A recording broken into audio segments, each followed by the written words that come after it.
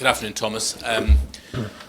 Just not what you needed last night. It looks like an injury to Lucas. And the latest on him, on Kudus, and just sort of how many players have you got available for Saturday?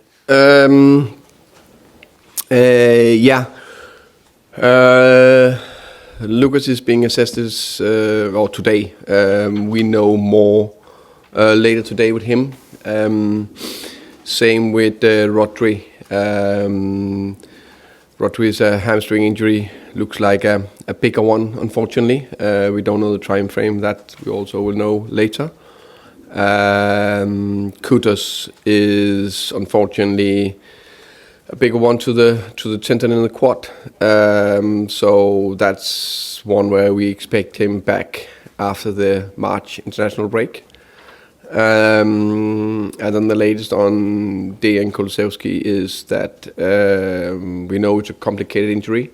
If there's one injury, if there's one person that can accelerate that, this is Dejan. He's a top pro and got a top mentality. He had latest a small. The most important thing is to remove the pain in the knee. Got an injection to help that 10 days ago. We know in 3 to 4 weeks if it's settled, and when it's settled, hopefully he'll be on the grass. And from there, we'll see what's happening. Just on the fallout from last night, you'll be aware now of the confrontation between some of the players and the fans at the full-time whistle. I imagine it's a pretty new situation for you. You never really experienced this at Brentford. How difficult is it to turn that relationship around when it has become that tense, broken, toxic, call it what you will? I think it's, I said last night, I think our away fans were very good throughout the game. They was backing us, singing, supporting, exactly as they should do, and we hope they would do. Everyone will be happy when we win more games. It's as simple as that. To complicate matters, your club captain then implies on social media that the club's hierarchy need to front up when things are going badly.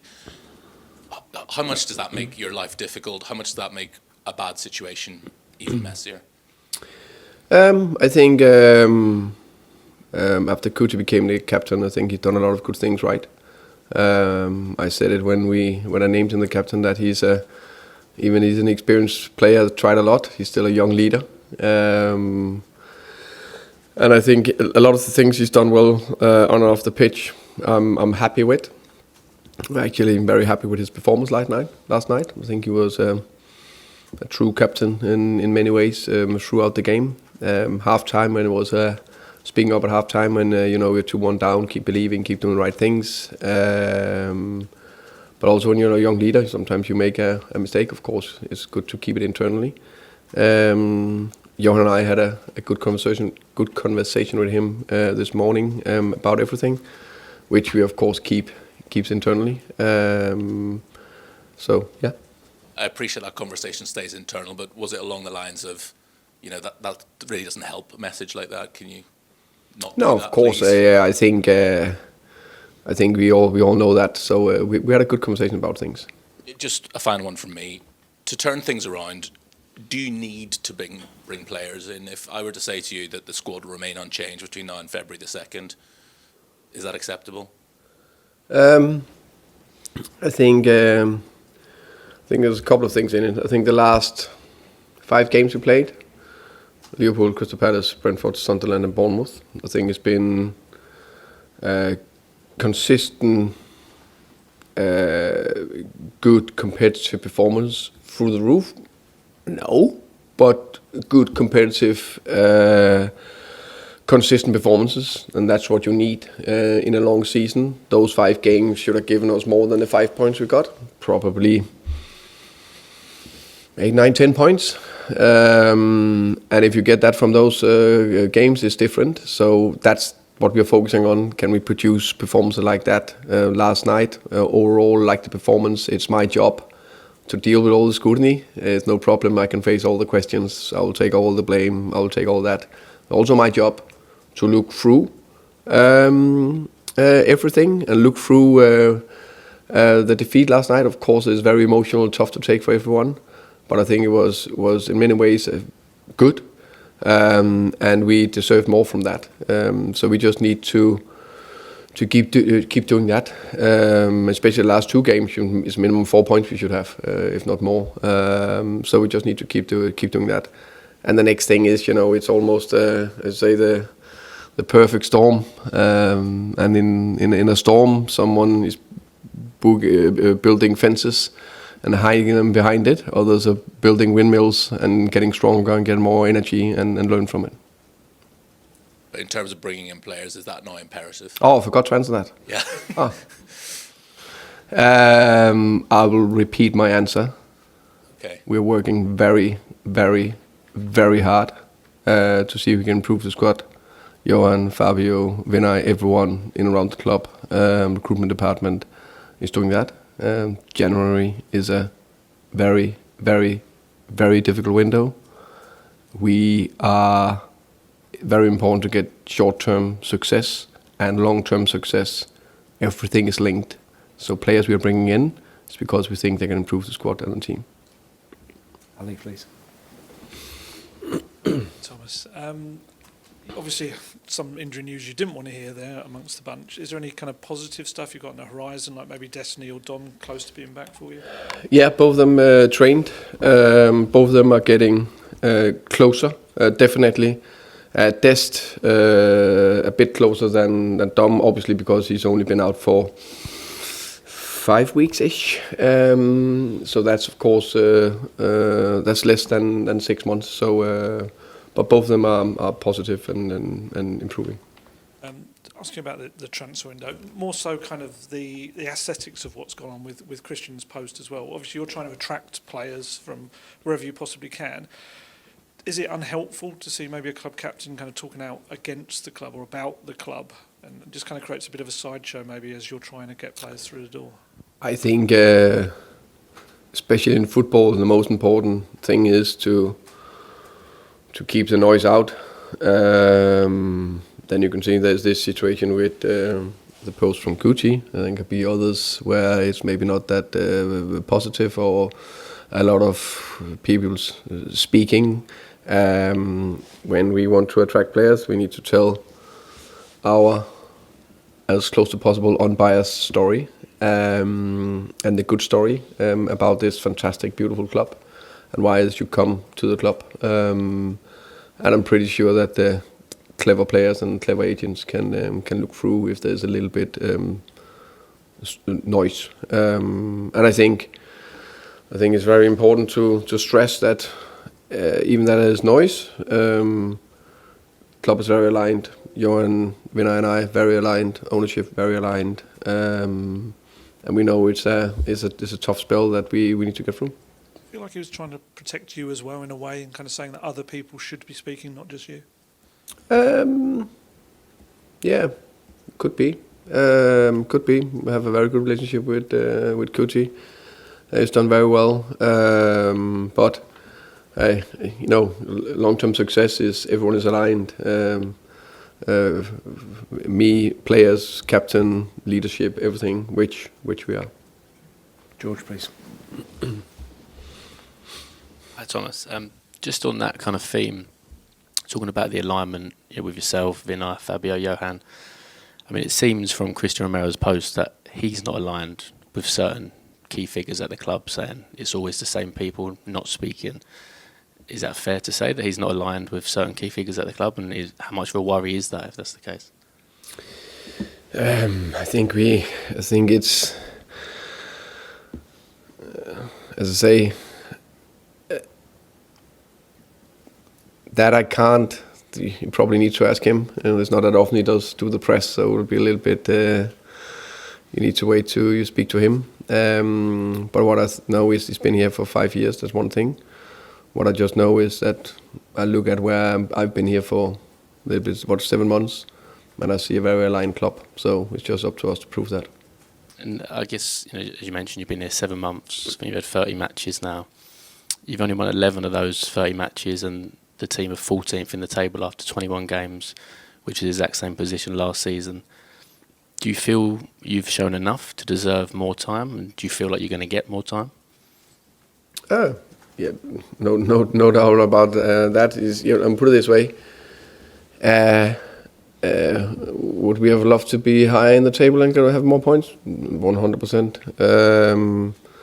We're working very hard every single day to make sure we perform well, and we are land in the best possible position in every season. The thing we need to look at is the game on Saturday, FA Cup. Good opportunity against Villa. A very good team is flying this moment in time, but a good opportunity to progress in the FA Cup, a tournament that is very important for the club, for the fans. As we won 8 times in history. I'm working hard with the staff, with the players, with the leadership. So this is just a tough spell. We will get through this. You obviously say you're working hard, and obviously you are. But have we seen enough in 30 games from an attacking point of view to kind of justify you getting the time that you want? We definitely want to do more. I think we scored enough goals. If you compare to that, do we want to score? Not enough, but acceptable amount of goals. In the kind of the style of football is entertaining enough, because I think you're right. You have scored goals, but is it kind of dominant and attacking flair that's always been in Tottenham's history? That's absolutely right. Also, it's a fair question. I think you also spoke about that frustration. Of course, I share. I know is the ethos of the club. Something we're working very hard on. So I see myself as above average intelligent. So I'm very aware of that. My teams have always produced chances and scored goals, and this team will do the same. I think it's fair to say that we may be lacking a little bit of some of the tough, free-floating offensive players that we had here in the last season. And that's part of the challenge. Then part of other bits that we need to work hard on every day to improve it is another area. Can I just double check, Thomas, that I believe he must have been, but Romero's still captain, he hasn't been stripped of the captaincy. And has he been fined? He's our captain, he's not been fined. He's not been fined? No. Why? That's an internal thing, but we haven't done that. Could I just push you on that though? Because when you said the word lies, what kind of message does it send if he's not fined? Is there another punishment you can do in different ways? Is that not the way you like to operate? Can you just try and give some context to why you wouldn't be fined? I think there's a lot of ways to deal with different situations. I've chosen to have a good conversation with him, understand where he stands, handle it internally, and that's everything I have to say. And then we have to speak to you a lot this season about sort of behavioural issues with different players, which keep cropping up, different types of issues, but still sort of behavioural issues. Is there a problem in there? Because even with the Van de Ven thing last night, I'm sure it came from a good place, but it's not very clever for him to start gesticulating to fans that he'd like to have a fight with them. And then you've got the Romero, then you've had the Spence, you've had Van de Ven before that, you've had Porro on social media. I mean, there's a really long list now, and I'm not blaming you, I'm just asking if there's quite a serious problem underlying all this. I understand why I think that's the beauty of things happening once, and then you can always go back to it. I think when you're not in, how can I say, when there's big expectations, then we can always discuss if the expectations are aligned of where we are in a transitional period, which is one thing. That's fine. And then there is a lot of emotions in these games, and in football, a lot of emotion in football, and it's not going the right direction you want, and you get, how can you say, feels the pressure or emotional after a game or whatever. Everyone reacts differently. we're working very hard on being a cool, calm but still passionate unit that can compete every game, and that will go a little bit up, it will go a little bit down. And just finally on the same subject, I understand your answer. Is there a point where though you could draw a line? You know, if this keeps happening, you keep having to explain people's behaviour and things, could you draw a line at some point and say no, enough is enough?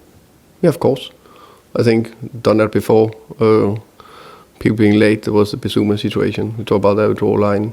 I think if it's the same exact situation that they do, and they, you can make a mistake, don't make the same mistake twice. So I think you understand why you mentioned some players, but it's all different situations and different players. Matt? Can I get the board comfortable? The what, sorry? The board. Yeah. Directors. Yeah. Are they comfortable with what Putin's message says? And have you had to play sort of diplomat between them, or have they had to speak to him about what he says? No, we handle it. As Johan and I had a conversation with Kuchi, and done. But there's no one on the board worried about, because he's done something similar before about when he speaks about the board and talks about lies. Yeah, I think it's. Johan spoke together. Johan and I spoke to Kuchi, done. May I go back to Kulusevski? Yeah. Information that you gave us. So there had been some sort of significant setback. Is that what you're telling us with this? No, I just started to say it's a complicated injury where it's important to make sure there's no pain in the knee. That's why he got an injection, and that hopefully will help. So in 3 to 4 weeks' time, he can be on the grass, pain-free. When the sort of the pain, is he training or just? No, yeah, he was training and on the grass, yeah. But there's still pain and discomfort. He got the injection, and hopefully that will help. Yeah. Because originally we were sort of talking December, weren't we? When you first arrived, you were looking at something. Yeah, so it was not going forward as quick as we thought, but as we said, it's an injury that we haven't seen that much in football history. And now there's 3 or 4 weeks before we Yeah, see sort of see how it. Yeah, 3 to 4 weeks if he's pain free. Yeah. And are you able to give us an idea of your thinking about who plays in this game? Is it a game where the FA Cup? No, yeah.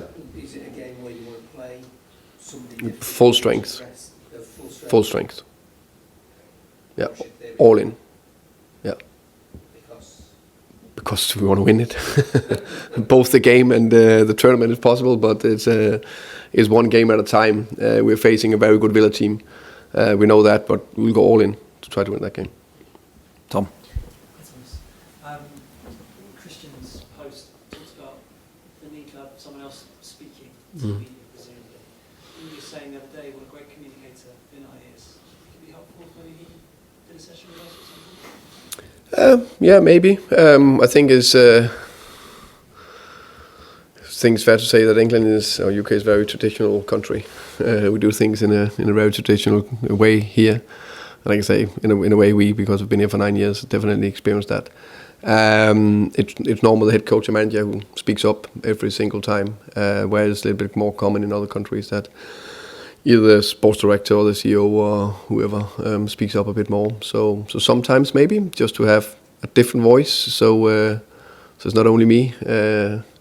I'm very, very good at speaking. I'm very, very good at football. But there's a few other topics I need to answer when I'm sitting up here. So maybe, but it's fine. I think the most important thing is that we are aligned behind the scenes, which we are. And you talk about the need to stay calm. There's obviously a lot of frustration, particularly in the aftermath of the game last night, where emotions are running high. Are you going to hold sort of clear air talks with your players to sort of reinforce that need for calm, whether it be Mickey and the fans or Christian with his social media? Yeah, of course. I mean, we spoke about this this morning, the meeting we had. Of course, it's a very emotional situation to be in after a late defeat, where you have the feeling that you've done everything right to earn something out of the match, and potentially win it. I think we were closer to win it in the end of the game than they were, and then lose, and then when you felt you have done more in 5 games in a row, you haven't got it, and we are a little bit chasing everything and expectations that everything is just accumulating. And they're human beings; they get questioned every single time.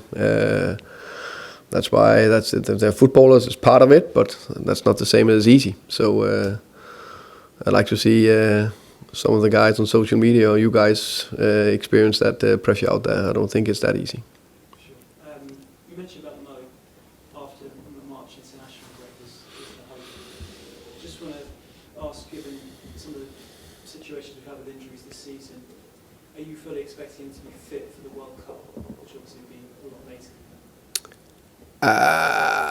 That I can't see why not, but we need to come back first in March and show that, but I can't see why he shouldn't. And you mentioned banter, some worryingly worse injury perhaps than hoped. I know you're not going to give much away regarding transfer plans, but does that mean that potentially central midfield is somewhere that you're going to have to look at this month? We look in every positions. We also have a few away in African Cup of Nations, facing each other tomorrow, I think. But I think when you want to improve the squad, of course there's some positions that may be more obvious than others. But we are out there. If we can improve the squad, we should improve the squad. And just lastly, I know it obviously didn't work out for Ange Postecoglou at the end of last year, but we saw what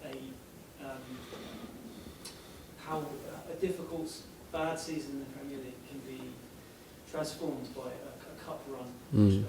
How much is the FA Cup on your mind as some way to transform the narrative, to give fans a reason to believe this season? Very aware, very, very aware.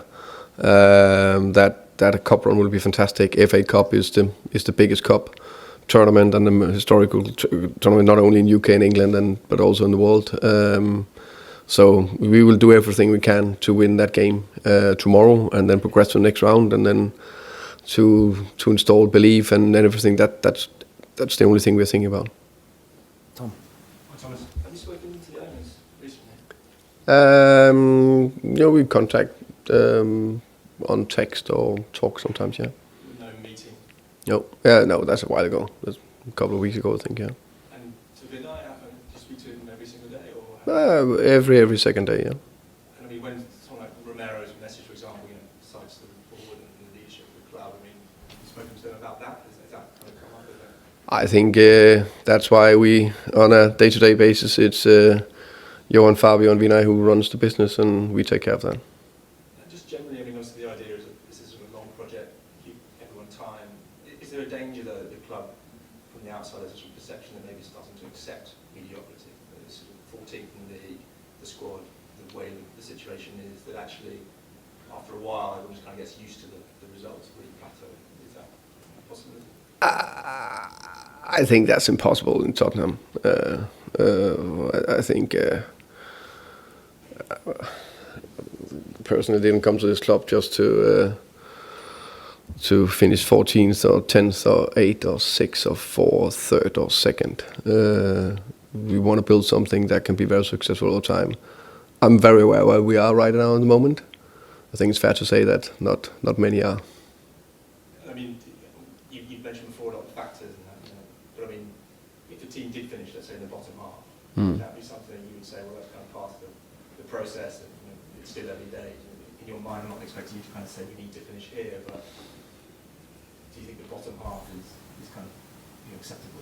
I will never commit to a position if it was bottom half or first. I will always look at the next game and know where we want to go, and then we need to be judged in the end of the season. Thank you. Okay, thank you very much. Thank you, guys. Thank you. Thank you, guys. Thank you, guys. Talk about Greenland next week. Yeah, thank you. That'd be good. Yeah, thank you, guys. Thank you. See you.